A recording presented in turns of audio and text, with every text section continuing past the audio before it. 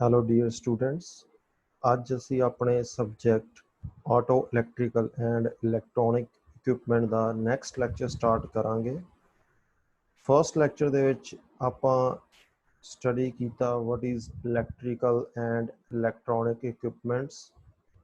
ਅੱਜ ਅਸੀਂ ਸਟੱਡੀ ਕਰਾਂਗੇ basics of electricity and electronic equipments. So ਜਿਸ ਤਰ੍ਹਾਂ ਤੁਸੀਂ ਸਾਰੇ ਜਾਣਦੇ ਹੋ ਕਿ ਆਟੋਮੋਬਾਈਲ ਦੇ ਵਿੱਚ ਇਲੈਕਟ੍ਰਿਸਿਟੀ ਦਾ ਇੱਕ ਬਹੁਤ ਇੰਪੋਰਟੈਂਟ ਅਤੇ ਮੇਜਰ ਰੋਲ ਹੈ।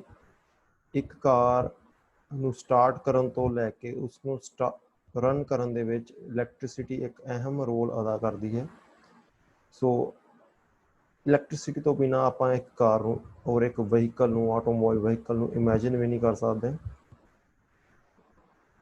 ਕਿਹੜੀਆਂ ਜੌਬਸ ਨੇ ਜੋ ਆਟੋਮੋਬਾਈਲ ਦੇ ਵਿੱਚ ਫੈਸਿਲਿਟੇਟ ਕਰਦੀ ਹੈ ਇਲੈਕਟ੍ਰਿਸਿਟੀ, ਆਪਾਂ ਕੁਝ ਪੁਆਇੰਟ ਡਿਸਕਸ ਕੀਤੇ ਸੀਗੇ। First is starting of engine, fuel ignition through spark plugs, various light and indicator, ਜਿੰਨੀ ਤਰ੍ਹਾਂ ਦੀਆਂ ਵੀ ਲਾਈਟ ਅਤੇ ਇੰਡੀਕੇਟਰ ਔਰ ਜਿੰਨੀ ਤਰ੍ਹਾਂ ਦੀ ਵੀ ਲਾਈਟਨਿੰਗ ਇੱਕ ਵਹੀਕਲ ਦੇ ਵਿੱਚ ਹੁੰਦੀ ਹੈ ਸਾਰੀਆਂ, wind screen wipers, power steering and power windows, fuel feed pump, various gauges such as fuel gauge, temperature gauge, etc., speedometer, heater, horn, air conditioner, etc. ਸੋ ਇਹ ਇੱਕ ਛੋਟੀ ਜਿਹੀ ਲਿਸਟ ਸੀ ਜਿਹਦੇ ਵਿੱਚ ਸਾਨੂੰ ਇਲੈਕਟ੍ਰਿਸਿਟੀ ਦੀ ਰਿਕੁਆਇਰਮੈਂਟ ਹੁੰਦੀ ਹੈ ਇੱਕ ਵਹੀਕਲ ਦੇ ਵਿੱਚ। ਇਸ ਤੋਂ ਇਲਾਵਾ ਹੋਰ ਵੀ ਕਈ ਤਰ੍ਹਾਂ ਦੇ ਸੈਂਸਰਸ, ਟੱਚ ਸਕਰੀਨਸ ਅਤੇ ਹੋਰ ਵੀ ਕਈ ਤਰ੍ਹਾਂ ਦੇ ਇਕਵਿਪਮੈਂਟਸ ਅਤੇ ਇਲੈਕਟ੍ਰੀਕਲ ਐਂਡ ਇਲੈਕਟ੍ਰੋਨਿਕ ਇਕਵਿਪਮੈਂਟਸ ਹਨ ਜਿੱਥੇ ਇਲੈਕਟ੍ਰਿਸਿਟੀ ਦੀ ਜ਼ਰੂਰਤ ਪੈਂਦੀ ਹੈ ਇੱਕ ਵਹੀਕਲ ਦੇ ਵਿੱਚ। ਸੋ ਆਟੋਮੋਟਿਵ ਇਲੈਕਟ੍ਰੀਕਲ ਸਿਸਟਮ ਦੇ ਕੀ ਪਰਪਸਿਸ ਹਨ। First is to generate the electricity for charging of battery. ਜੋ ਸਭ ਤੋਂ ਮੇਨ ਇਲੈਕਟ੍ਰੀਕਲ ਸਿਸਟਮ ਦਾ ਕੰਮ ਹੈ ਉਹ ਹੈ ਇਲੈਕਟ੍ਰਿਸਿਟੀ ਨੂੰ ਜਨਰੇਟ ਕਰਨਾ ਬੈਟਰੀ ਨੂੰ ਚਾਰਜ ਕਰਨ ਦੇ ਲਈ। ਵੈਸੇ ਜਿੰਨੇ ਵੀ ਇੱਕ ਕਾਰ ਦੇ ਵਿੱਚ, ਇੱਕ ਵਹੀਕਲ ਦੇ ਵਿੱਚ ਜਿੰਨੇ ਵੀ ਇਲੈਕਟ੍ਰੀਕਲ ਸਿਸਟਮ ਹਨ ਸਾਰੇ ਬੈਟਰੀ ਤੋਂ ਹੀ ਪਾਵਰ ਲੈਂਦੇ ਹਨ, ਲੇਕਿਨ ਅਗਰ ਆਪਾਂ ਬੈਟਰੀ ਨੂੰ ਚਾਰਜ ਹੀ ਨਹੀਂ ਕਰਾਂਗੇ ਤਾਂ ਉਹ ਇੱਕ ਸਿੰਗਲ ਟਾਈਮ ਰਨ ਤੋਂ ਬਾਅਦ ਡਿਸਚਾਰਜ ਹੋ ਜਾਏਗੀ। ਸੋ generate the electricity for charging the battery ਸਭ ਤੋਂ ਮੇਨ ਪਰਪਸ ਹੈ electrical system the. Next is to supply current to starting motor for cranking। ਇਸ ਲਾਈਨ ਦਾ ਸਿੰਪਲ ਮਤਲਬ ਹੈ ਕਿ ਆਪਾਂ ਇੱਕ ਹਾਈ ਕਰੰਟ ਪ੍ਰੋਵਾਈਡ ਕਰਦੇ ਹਾਂ ਸਟਾਰਟਿੰਗ ਮੋਟਰ ਨੂੰ ਇੱਕ ਇੰਜਨ ਨੂੰ ਸਟਾਰਟ ਕਰਨ ਦੇ ਲਈ। ਫੋਰ ਐਗਜ਼ਾਮਪਲ ਅਗਰ ਸਾਡੇ ਕੋਲ ਬਾਈਕ ਹੈ, ਆਪਾਂ ਉਹਨੂੰ ਸਟਾਰਟ ਕਰਦੇ ਹਾਂ ਵਿਦ ਕਿੱਕ, ਸੋ ਆਪਾਂ ਕ੍ਰੈਂਕਿੰਗ ਕਰ ਰਹੇ ਹਾਂ। ਜਦੋਂ ਕਿੱਕ ਮਾਰ ਰਹੇ ਹਾਂ ਕ੍ਰੈਂਕਿੰਗ ਹੋ ਰਹੀ ਹੈ, ਉਸ ਤੋਂ ਬਾਅਦ ਉਹ ਆਪਣੇ ਆਪ ਪਾਵਰ ਪ੍ਰੋਡਿਊਸ ਕਰ ਰਿਹਾ, ਆਪਣੇ ਆਪ ਚੱਲ ਰਿਹਾ। ਲੇਕਿਨ ਉਹ ਇਨੀਸ਼ੀਅਲ ਜਿਹੜਾ ਕਿੱਕ ਹੈ, ਇਨੀਸ਼ੀਅਲ ਜਿਹੜਾ ਸਟਾਰਟ ਹੈ, ਸੈਲਫ ਸਟਾਰਟ ਦੇ ਵਿੱਚ ਆਪਾਂ ਨੂੰ ਕੌਣ ਪ੍ਰੋਵਾਈਡ ਕਰਾਉਂਦਾ ਹੈ? Starting motor. So starting motor ਇੱਕ ਵਹੀਕਲ ਨੂੰ ਕ੍ਰੈਂਕਿੰਗ ਕਰਨ ਦੇ ਵਿੱਚ ਹੈਲਪ ਕਰਦੀ ਹੈ, ਜਾਣੀ ਕਿ ਉਹ ਆਪਣੀ ਖੁਦ ਦੀ ਪਾਵਰ ਤੇ ਫਿਰ ਚੱਲ ਸਕਦਾ ਹੈ। To charge the battery and supply the current to various unit of an automobile। ਇਹ ਆਪਾਂ ਆਲਰੇਡੀ ਸਟੱਡੀ ਕਰ ਲਿਆ ਕਿ ਬੈਟਰੀ ਨੂੰ ਚਾਰਜ ਕਰਨ ਦੇ ਲਈ ਅਤੇ ਹੋਰ ਆਟੋਮੋਬਾਈਲ ਦੇ ਇਕਵਿਪਮੈਂਟਸ ਨੂੰ ਕਰੰਟ ਪ੍ਰੋਵਾਈਡ ਕਰਾਉਣ ਦੇ ਲਈ। Next is to supply current to lighting system like headlights, brake light, flasher, fog light, dipper, direction indicator, etc। ਇਹ ਵੀ ਇੱਕ ਛੋਟੀ ਜਿਹੀ ਲਿਸਟ ਸੀ ਜਿਹੜੀਆਂ ਲਾਈਟਿੰਗ ਸਿਸਟਮ ਆਪਣੇ ਇੱਕ ਵਹੀਕਲ ਦੇ ਵਿੱਚ ਹੁੰਦਾ ਹੈ। ਇਸ ਤੋਂ ਇਲਾਵਾ ਕਾਰ ਦੇ ਇੰਟੀਰੀਅਰ ਦੇ ਵਿੱਚ ਕਈ ਤਰ੍ਹਾਂ ਦੇ ਲਾਈਟਨਿੰਗ ਸਿਸਟਮਸ ਹੁੰਦੇ ਹਨ। ਫੋਰ ਐਗਜ਼ਾਮਪਲ ਲਾਈਟਨਿੰਗ ਜਿਹੜੀ ਸਵਿਚਸ ਦੀ ਬੈਕ ਸਾਈਡ 'ਤੇ ਹੁੰਦੀ ਹੈ ਤਾਂ ਜੋ ਰਾਤ ਨੂੰ ਸਾਨੂੰ ਸਵਿਚ ਦੇਖਣ ਦੇ ਵਿੱਚ ਆਸਾਨੀ ਹੋ ਸਕੇ, ਉਹ ਸਾਰੀ ਲਾਈਟਨਿੰਗ ਇਲੈਕਟ੍ਰੀਕਲ ਸਿਸਟਮ ਤੋਂ ਚੱਲਦੀ ਹੈ। Next is to supply current to various other electrical accessory. ਇਸ ਤੋਂ ਇਲਾਵਾ ਵੀ ਕਈ ਤਰ੍ਹਾਂ ਦੀਆਂ ਇਲੈਕਟ੍ਰੀਕਲ ਅਸੈਸਰੀਜ਼ ਨੂੰ ਰਨ ਕਰਨ ਦੇ ਲਈ ਸਾਨੂੰ ਇਲੈਕਟ੍ਰਿਸਿਟੀ ਦੀ ਰਿਕੁਆਇਰਮੈਂਟ ਹੁੰਦੀ ਹੈ। ਉਸ ਤੋਂ ਇਲਾਵਾ ਡੈਸ਼ਬੋਰਡ ਦੇ ਉੱਪਰ ਜਿੰਨੇ ਵੀ ਇੰਸਟਰੂਮੈਂਟਸ ਹਨ, ਜਿੰਨੀਆਂ ਵੀ ਗੇਜਿਸ ਹਨ ਇੱਕ ਕਾਰ ਦੇ ਵਿੱਚ, ਜਿੰਨੇ ਤਰ੍ਹਾਂ ਦੇ ਵੀ ਸੈਂਸਰਸ ਲੱਗੇ ਹਨ, for example oil the level, battery indicator, battery discharge indicator, AC heater, ਉਹਦੇ ਜਿੰਨੇ ਵੀ ਇੰਸਟਰੂਮੈਂਟ ਸੈਂਸਰਸ ਹਨ ਸਾਰਿਆਂ ਨੂੰ ਰਨ ਕਰਨ ਦੇ ਲਈ ਆਟੋਮੋਟਿਵ ਇਲੈਕਟ੍ਰੀਕਲ ਸਿਸਟਮ ਹੈਲਪ ਕਰਦਾ ਹੈ। ਇਹ ਇੱਕ ਸਿੰਪਲ ਡਾਇਗਰਾਮ ਹੈ ਜਿਸ ਨੂੰ ਆਪਾਂ 6 ਪਾਰਟਸ ਦੇ ਵਿੱਚ ਡਿਵਾਈਡ ਕੀਤਾ ਹੈ ਕਿ ਸਾਨੂੰ ਇੱਕ ਵਹੀਕਲ ਦੇ ਵਿੱਚ ਕਿੱਥੇ ਕਿੱਥੇ ਇਲੈਕਟ੍ਰੀਕਲ ਸਪਲਾਈ ਦੀ ਜ਼ਰੂਰਤ ਪੈਂਦੀ ਹੈ। ਸਭ ਤੋਂ ਫਸਟ ਹੈ ਸਟਾਰਟਿੰਗ ਮੋਟਰ ਸਿਸਟਮ, ਜਿਹਦੇ ਵਿੱਚ ਮੋਟਰ, ਡਰਾਈਵ ਅਸੈਂਬਲੀ ਅਤੇ ਸਵਿਚ ਆਉਂਦੇ ਹਨ। ਇਗਨੀਸ਼ਨ ਸਿਸਟਮ ਦੇ ਵਿੱਚ ignition coil, distributor, spark plug. Charging system ਦੇ ਵਿੱਚ output, regulator, dynamo, alternator. Lightning ਦੇ ਵਿੱਚ ਸਾਰੀ ਤਰ੍ਹਾਂ ਦੀਆਂ ਲਾਈਟਸ। ਇੰਸਟਰੂਮੈਂਟ ਸਿਸਟਮ ਦੇ ਵਿੱਚ ਡੈਸ਼ਬੋਰਡ ਦੇ ਉੱਪਰ ਜਿੰਨੇ ਵੀ ਇੰਸਟਰੂਮੈਂਟਸ, ਗੇਜਿਸ, ਕਲਸਟਰਸ ਲੱਗੇ ਹੋਏ ਹਨ ਉਹ ਸਾਰਿਆਂ ਦੇ ਲਈ। ਅਤੇ ਇਸ ਤੋਂ ਇਲਾਵਾ ਥਾਊਜ਼ੈਂਡਸ ਆਫ ਡਿਫਰੈਂਟ ਅਸੈਸਰੀਜ਼ ਜੋ ਅਸੀਂ ਐਡੀਸ਼ਨਲੀ ਵੀ ਐਡ ਕਰ ਸਕਦੇ ਹਾਂ ਇੱਕ ਵਹੀਕਲ ਦੇ ਵਿੱਚ, ਪਲੱਸ ਮੈਨੂਫੈਕਚਰਰ ਵੱਲੋਂ ਵੀ ਪ੍ਰੋਵਾਈਡ ਹੁੰਦੀਆਂ ਹਨ ਉਹ ਸਾਰੀਆਂ। ਸੋ ਅਗਰ ਆਪਾਂ ਗੱਲ ਕਰੀਏ ਇੱਕ basic circuit of automotive electrical system, ਤਾਂ ਆਪਾਂ ਇਸ ਨੂੰ 4 ਪਾਰਟਸ ਦੇ ਵਿੱਚ ਡਿਵਾਈਡ ਕਰ ਸਕਦੇ ਹਾਂ। ਅਗਰ ਇੱਕ ਬੇਸਿਕ ਸਟਰਕਚਰ ਨੂੰ ਆਪਾਂ ਡਿਵਾਈਡ ਕਰਨਾ ਹੋਵੇ, ਫਸਟ ਇਜ਼ ਜਨਰੇਟਰ ਸਰਕਟ और charging circuit, generator circuit or charging circuit. Second is starting circuit, and third is ignition circuit, and fourth is lightning circuit. ਸੋ ਇਹ 4 ਪਾਰਟਸ ਦੇ ਵਿੱਚ ਆਪਾਂ ਇੱਕ ਆਟੋਮੋਟਿਵ ਇਲੈਕਟ੍ਰੀਕਲ ਸਿਸਟਮ ਨੂੰ ਡਿਵਾਈਡ ਕਰ ਲਿਆ।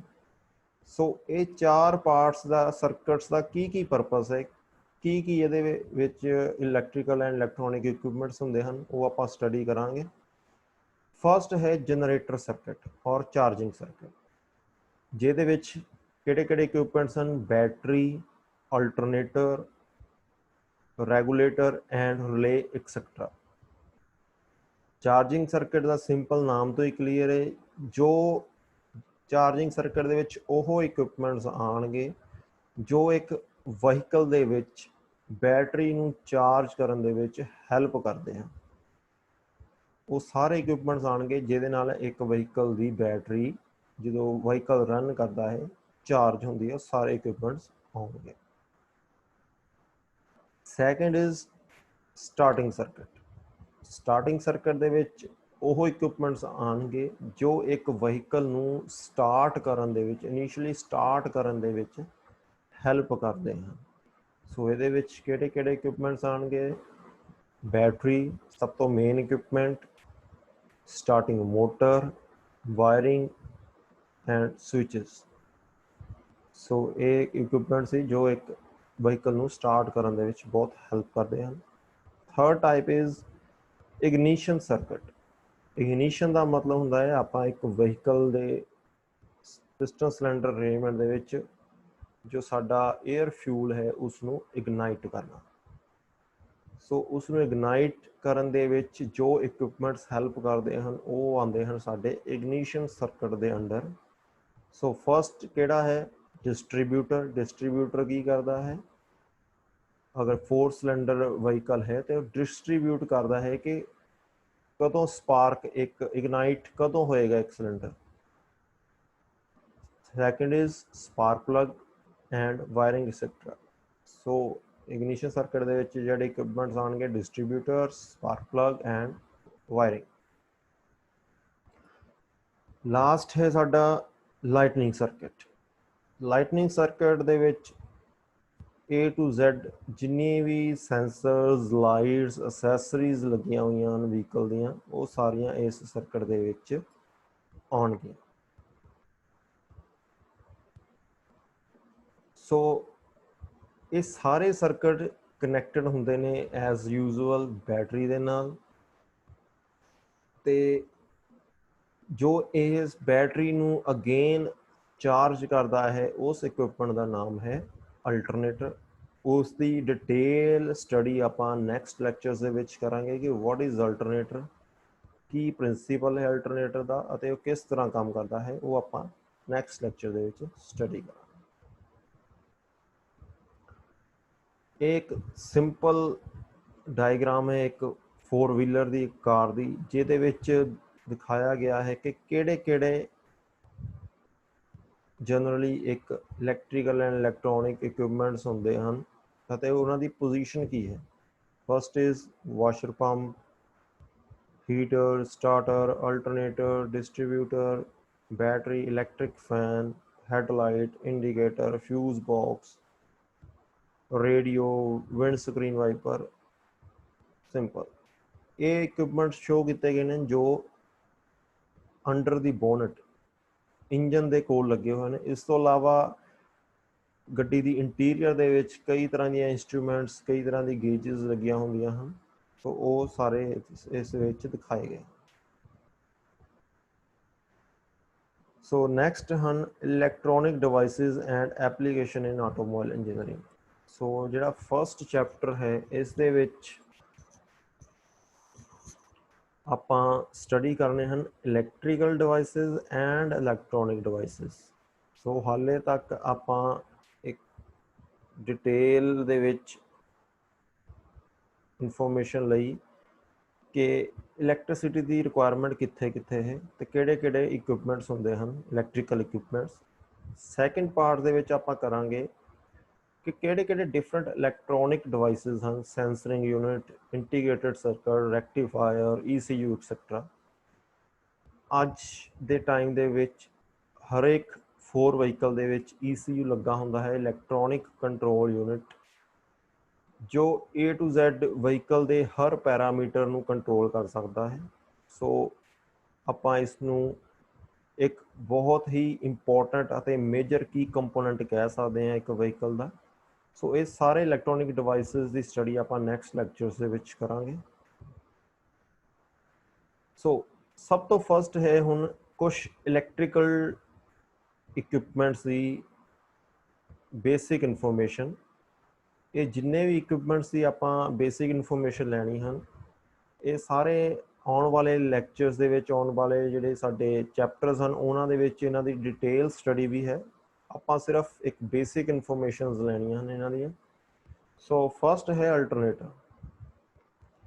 अल्टरनेटर की करता है, इलैक्ट्रिसिटी प्रोड्यूस करता है टू चार्ज दी बैटरी। ये ऑलरेडी आप लास्ट लैक्चर दे विच सारे कर ही चुके हैं। स्टार्टर मोटर की करती है, इंजन नूं स्टार्ट दे करन दे विच हैल्प करती है। Battery, cooling fan, lighting etcetera. Wiring harness भी आप स्टडी कर लिया सी। सो जो अज का साडा मेन लैक्चर है वो है बेसिक्स ऑफ इलैक्ट्रिकल इंजीनियरिंग।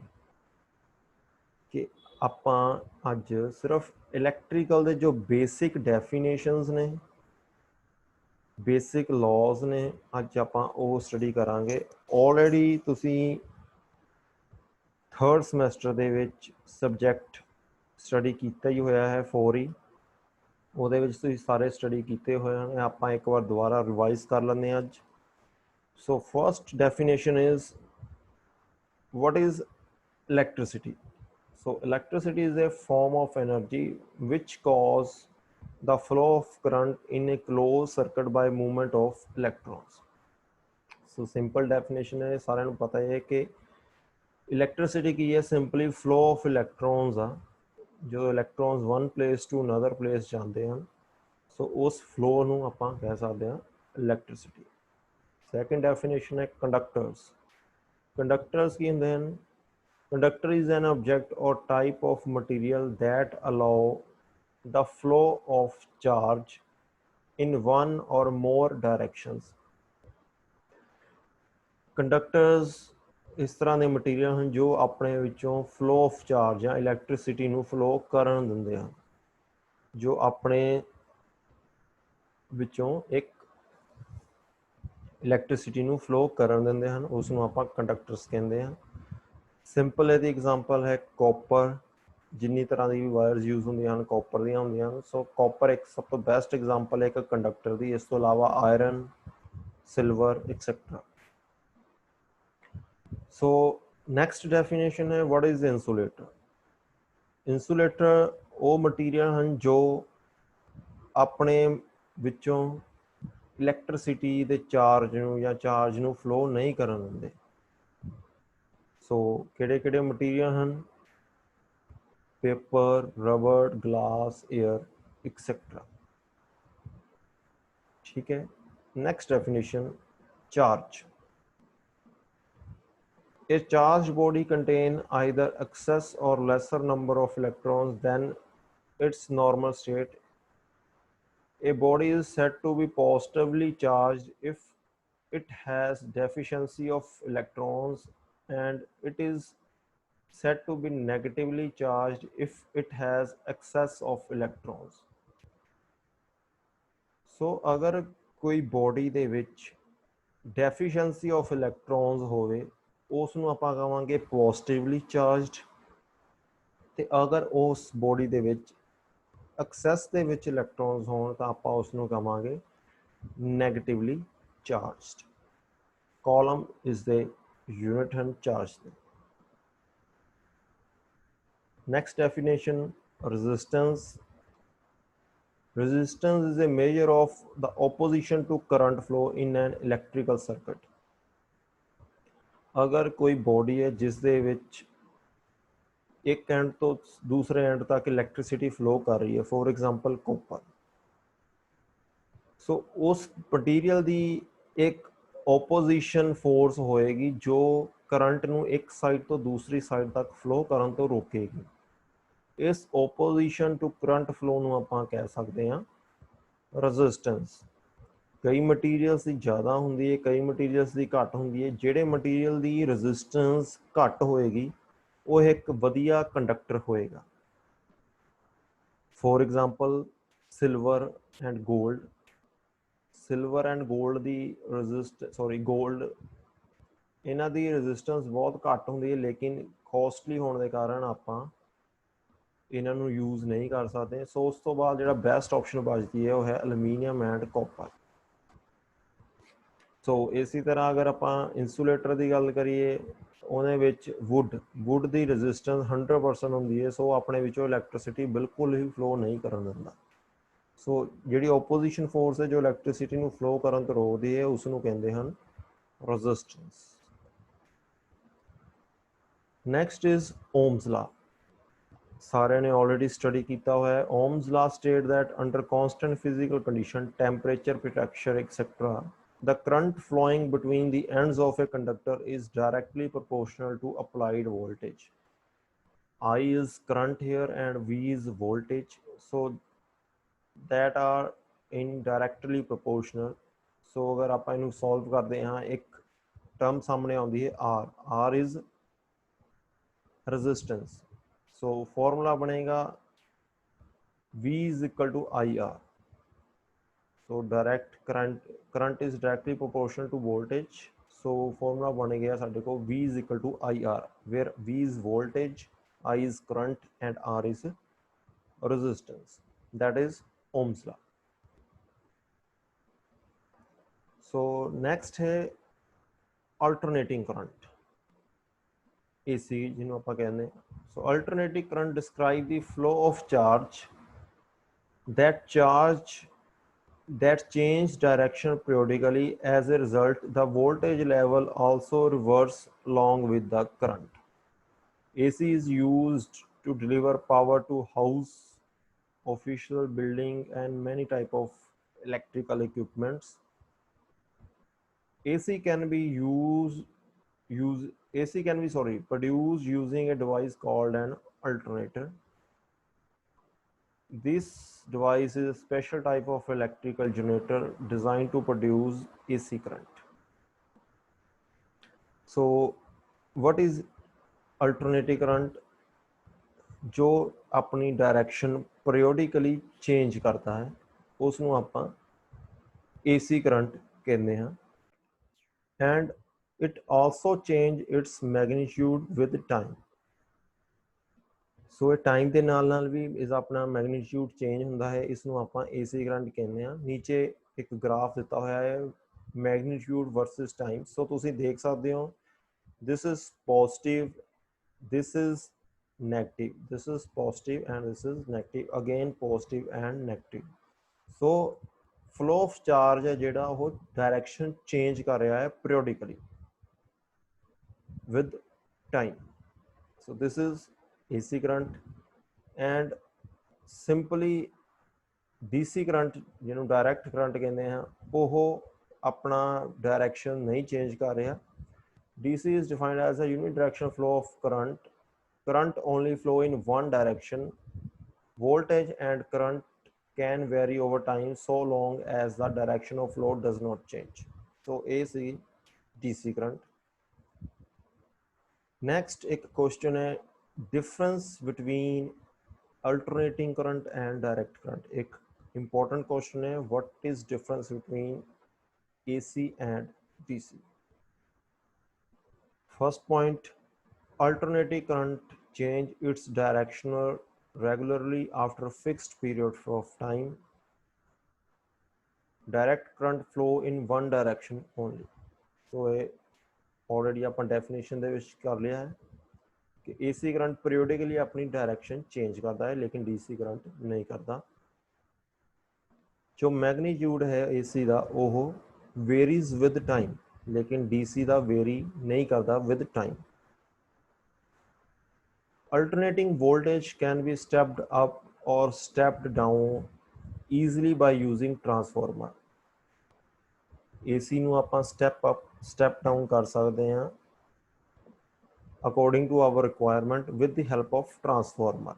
लेकिन DC ਨੂੰ ਆਪਾਂ step down और step up नहीं कर सकते.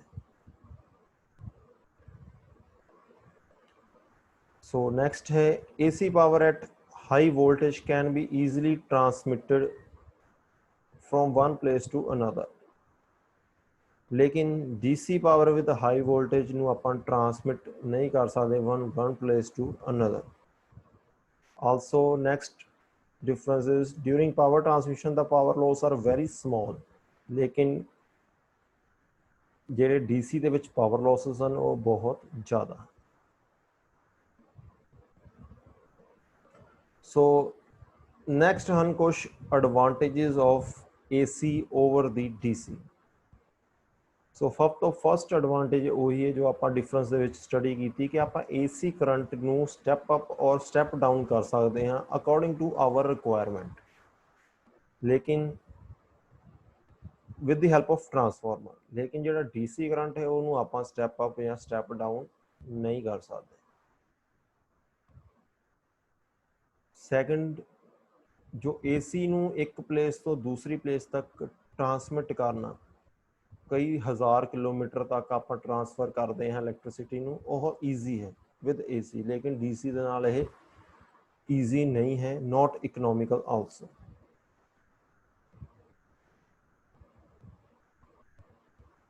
ਸੋ ਇਹ ਕੁਝ ਐਡਵਾਂਟੇਜ ਸੀਗੀਆਂ AC ਦੀਆਂ DC ਦੇ ਉੱਪਰ. ਆਲਸੋ ਜਿਹੜੀਆਂ ਅਲਟਰਨੇਟਿਵ ਕਰੰਟ ਦੇ ਇਕਵਿਪਮੈਂਟਸ ਹਨ ਜੋ AC ਦੇ ਉੱਪਰ ਚੱਲਦੇ ਹਨ ਉਹ ਚੀਪ ਹਨ ਐਂਡ ਕੰਪਲੈਕਸਿਟੀ ਉਹਨਾਂ ਦੀ ਘੱਟ ਹੈ ਐਜ਼ ਕੰਪੇਅਰ ਟੂ DC. ਸੋ ਇਹ ਸੀਗੀਆਂ ਕੁਝ ਬੇਸਿਕਸ ਆਫ ਇਲੈਕਟ੍ਰਿਸਿਟੀ ਜਾਂ ਇਲੈਕਟ੍ਰੀਕਲ ਇੰਜੀਨੀਅਰਿੰਗ ਦੀਆਂ ਜਿਹਦੇ ਵਿੱਚ ਆਪਾਂ ਸਾਰਾ ਬੇਸਿਕ ਡੈਫੀਨੇਸ਼ਨ ਬੇਸਿਕ ਲਾ ਸਟੱਡੀ ਕੀਤੇ. ਨੈਕਸਟ ਲੈਕਚਰ ਦੇ ਵਿੱਚ ਆਪਾਂ ਸਟਾਰਟ ਕਰਾਂਗੇ ਬੇਸਿਕਸ ਆਫ ਇਲੈਕਟ੍ਰੋਨਿਕਸ ਦੇ ਨਾਲ. ਇਲੈਕਟ੍ਰੋਨਿਕਸ ਦੀ ਬੇਸਿਕ ਡੈਫੀਨੇਸ਼ਨਸ ਕਿਹੜੀਆਂ ਹਨ, for example semiconductor, diodes, connector etcetera. So ਆਪਾਂ ਉਹ ਸਟੱਡੀ ਕਰਾਂਗੇ. ਤੇ ਜਿਹੜਾ ਸਾਡਾ ਚੈਪਟਰ ਦਾ ਲਾਸਟ ਟੌਪਿਕ ਹੈ ਉਹ ਹੈ 6 ਵਾਟ ਐਂਡ 12 ਵਾਟ 12 ਵਾਟ ਸਿਸਟਮ. ਕੀ ਹੁੰਦਾ ਹੈ ਇਹ ਸਾਰਾ ਕੁਝ ਆਪਾਂ ਹੁਣ ਆਉਣ ਵਾਲੇ ਲੈਕਚਰ ਸਟੱਡੀ ਕਰਾਂਗੇ. ਇਹ ਵੀਡੀਓ ਮਿਲਣ ਤੋਂ ਬਾਅਦ ਤੁਹਾਡੇ ਟਾਈਮ ਟੇਬਲ ਦੇ ਅਕੋਰਡਿੰਗ ਜਿਸ ਦਿਨ ਤੁਹਾਡਾ ਲੈਕਚਰ ਹੈ ਉਸ ਤੋਂ ਇੱਕ ਦਿਨ ਵੀਡੀਓ ਤੁਹਾਨੂੰ ਪਹਿਲਾਂ ਮਿਲਿਆ ਕਰੇਗੀ ਅਤੇ ਵੀਡੀਓ ਮਿਲਣ ਤੋਂ ਬਾਅਦ ਨੈਕਸਟ ਡੇ ਤੁਸੀਂ ਜ਼ੂਮ ਦੇ ਉੱਪਰ ਜੁਆਇਨ ਹੋ ਜਾਣਾ ਹੈ ਆਪਣੇ ਟਾਈਮ ਦੇ ਅਕੋਰਡਿੰਗ ਲੈਕਚਰ ਦੇ. ਅਤੇ ਜੋ ਵੀ ਤੁਹਾਨੂੰ ਇਸ ਵੀਡੀਓ ਦੇ ਅਕੋਰਡਿੰਗ ਜੋ ਵੀ ਡਾਊਟਸ ਹਨ, ਕੁਆਰੀਜ਼ ਹਨ ਉਹ ਤੁਸੀਂ ਲਾਈਵ ਸੈਸ਼ਨ ਦੇ ਉੱਪਰ ਆਪਣੇ ਪੁਆਇੰਟਸ ਡਿਸਕਸ ਕਰ ਲੈਣੇ ਨੇ ਮੇਰੇ ਨਾਲ। ਤੇ